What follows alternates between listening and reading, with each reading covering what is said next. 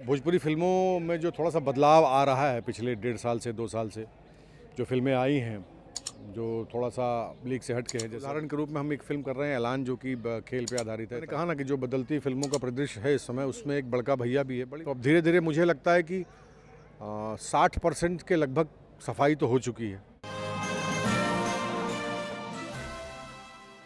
नमस्कार, मैं आमिना और आप देख रहे हैं यूएनएन मीडिया। हमारे साथ इस वक्त मौजूद है भोजपुरी के खलनायक कहें या फिर कहें सबके चहीते सुशील सिंह। इनसे बात करेंगे हम।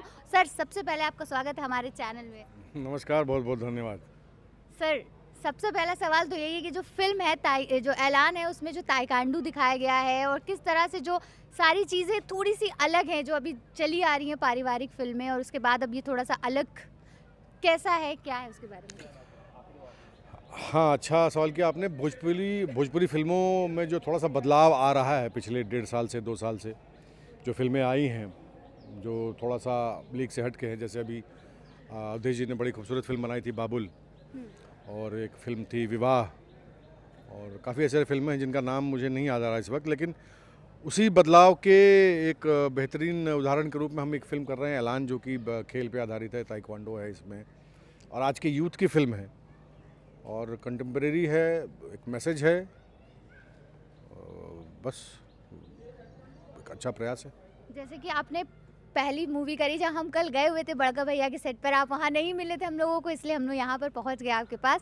तो वो भी जैसे कि एक अलग फिल्म है, मैसेज दे रही है, बहुत ही अच्छा। एक उसका जो टॉपिक है दहेज, तो उस पर भी एक है। तो सर, उस पर क्या कहना चाहेंगे? हाँ, जैसे मैंने कहा ना कि जो बदलती फ़िल्मों का परिदृश्य है इस समय, उसमें एक बड़का भैया भी है।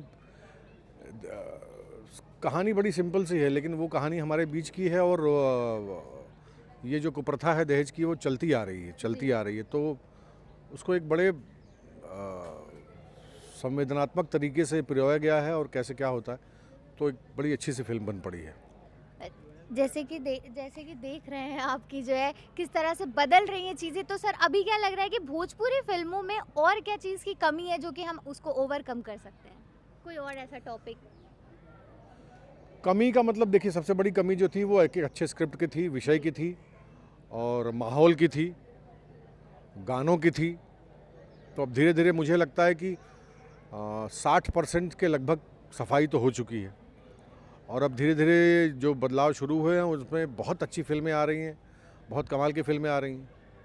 तो अब अच्छा लग रहा है कि जो करने आए थे वो शुरू कर रहे हैं अब। बिल्कुल। जैसे कि आप, हाँ, एक खलनायक के रूप में हम लोग आपको देखते हैं, लेकिन उसके बाद भी इतनी ज़्यादा फ़ैन फॉलोइंग, उसके बाद अभी आपका एक जो नया गाना आया निरहुआ जी के साथ, वो भी काफ़ी जो है चर्चा में है, और आपका जो कैरेक्टर है वो काफ़ी पसंद किया जा रहा है सर। तो उसके बारे में बताइए कि क्या था, कैसे हो गया वो? हम लोग एक फ़िल्म कर रहे थे कलाकंद शूटिंग। तो जैसा कि होता है कि एल्बम्स आते रहते हैं जो भी सिंगर्स हैं, तो दिनेश जी का भी इस कड़ी में पिछले साल भी उन्होंने किया था जी। एक पॉलिटिकल सटायर, इस बार भी। और लगभग 20 मिनट का बड़ा गाना था, और बहुत कमाल का आइडिया था, और बहुत कमाल का कॉन्सेप्ट था। इतना प्यारा लिखा था उसको प्यारे लाल कवि जी ने। तो ये हुआ कि करना है, तो मैं मना नहीं कर पाया, और जब शूट हुआ तो हम लोग खुद उसको एंजॉय कर रहे थे। तो क्या लग रहा है सर कि जो है आपको हम लोगों ने एज अ पॉलिटिकल हीरो देख लिया ऑन स्क्रीन, ऑफ स्क्रीन आपको कब एज अ पॉलिटिकल लीडर देखेंगे? नहीं, ये तो मुझे नहीं पता। पहले यहाँ से हो जाए। अभी तो मैं शुरुआत की है मैंने, तो पॉलिटिक्स तो भाई बहुत दूर की चीज़ है। आगे क्या होगा ये तो नहीं पता मुझे, लेकिन अभी यहाँ से मन नहीं भरा है। अभी भी मतलब यहाँ से अभी तक, जब तक मन नहीं भर जाएगा तब तक कहीं नहीं जाना मुझे। जैसे कि फिल्म जो गाना आपने किया 20 मिनट का, यूपी की राजनीति को देखते हुए था। यूपी की राजनीति में एक बार फिर भाजपा की सत्ता वापस आ गई है। तो क्या लग रहा है सर, क्या कहना चाहेंगे भाजपा को, या फिर क्या लग रहा है कि सही है, क्या है? भाजपा की सत्ता आई है, और बड़े मैंडेट के साथ आई है। जी। तो ये तो जिम्मेदारी बड़ी लाई है इस बार बहुत फूंक फूंक के कदम रखना होगा, और ख़ास करके बेरोजगारी और विकास के मुद्दे बहुत सारे हैं।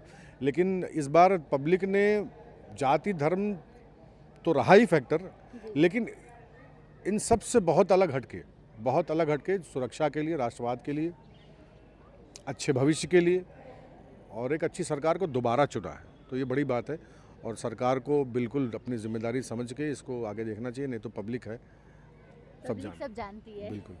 तो आप कमिंग फिल्मों के बारे में सर हमारे दर्शकों को बताइए, क्योंकि हमारे दर्शक जो बहुत ज़्यादा ही प्यार करते हैं आप लोगों से और हमेशा पूछते रहते हैं अभी कौन सी फिल्म आ रही है, कौन सा किरदार आ रहा है, तो उसके बारे में।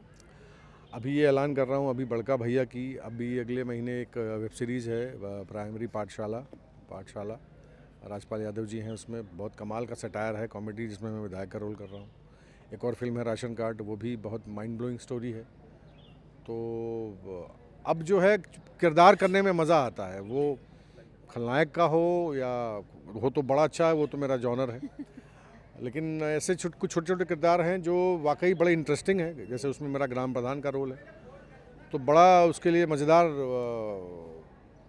लिखा गया है और मैं उम्मीद करता हूँ कि मैं शायद न्याय कर पाऊँ स्क्रिप्ट के साथ और किरदार के साथ। मैं पूरी कोशिश कर रहा हूँ और बढ़िया फिल्म बनेगी। Thank you so much. तो ये थे हमारे साथ भोजपुरी के खलनायक सुशील सिंह जी, जिन्होंने बड़ी तमाम बातें की और एक बात इन्होंने जो करी कि इनकी जो अपकमिंग फिल्में हैं भाई, उसमें भी ये जो है खलनायक तो दिख ही रहा है, साथ में पॉलिटिकल लीडर दिख रहे हैं, तो शायद लगता है कि भाई इन्हें जो है पॉलिटिकल लीडर जो है काफ़ी पसंद आ रहे हैं। फिलहाल इनकी जो भी बातें रहेंगी और भी जितने एक्टर एक्ट्रेस के इंटरव्यू हैं हम आप तक पहुँचाते रहेंगे, इसलिए देखते रहिए URN।